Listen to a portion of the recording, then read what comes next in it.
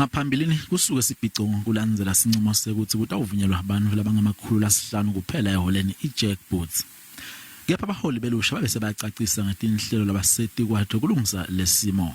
We are trying to find alternatives where the president can actually address all young people outside the venue, because if we come in, it means that some young people will be excluded, and we don't want anyone excluded. This is a very important day. It is the 63rd anniversary of President Peter Mokaba.